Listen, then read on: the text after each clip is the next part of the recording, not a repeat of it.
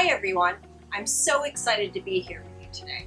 I'm Tracy Gosselin, the Chief Nursing and Patient Care Services Officer for Duke University Hospital, and we are going to talk about Duke Central Tower today.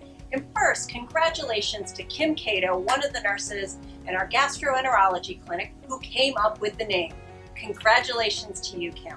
So first, let's talk a little bit about the progress we've made on this building. From the outside, you've seen the walls, the windows go up, all those different elements that help us build this building. But on the inside, we've also made some great progress as well with internal sheetrock and other things to help build out our units further that are going there. A very exciting time. Now, for those of you who worry about on-call rooms, we're working through those decisions at this point in time. And for those of you who enjoy Starbucks, you won't believe it, but we have another Starbucks going in there, and we have figured out where and how we are going to store the milk for all those delicious drinks.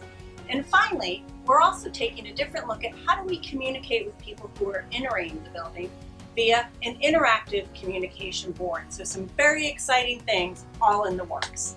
Now, why don't you take a tour with me of a mock patient room? But I have to give you this little disclaimer. I am in what we call a mock-up. We've done mock-ups for when we built Duke Medicine Pavilion and Duke Cancer Center. And it's a place where our teams, our patients and families from our advisory councils, and other leaders come to take a look at the rooms to help us figure out what works best for those we're caring for and our staff in that clinical environment. So come with me and let's take a look at a patient room. So here we are in our mock-up room. And remember my disclaimer. So what you're very used to, and sometimes very different spaces based upon where you work today. We have our area where we wash our hands, where patients and families can also wash their hands. Moving through where we'll even be storing our personal protective equipment to keep us and our patients safe, down to supplies, shelves, outlets, a storage closet for patient valuables and their family members, as well as a space where many of you store pillows and other supplies today that you use to take care of staff.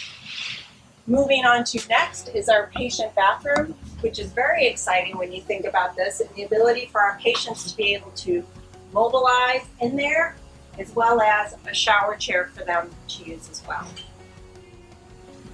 Moving through the rest of the room, we have our patient's family member space or guest space.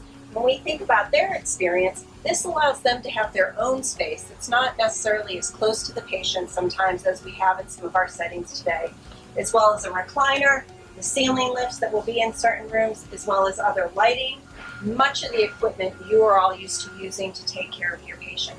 So that is a really exciting piece when you think about the room design, the thoughts that went into it from our patients, families, those advocacy councils, as well as our team.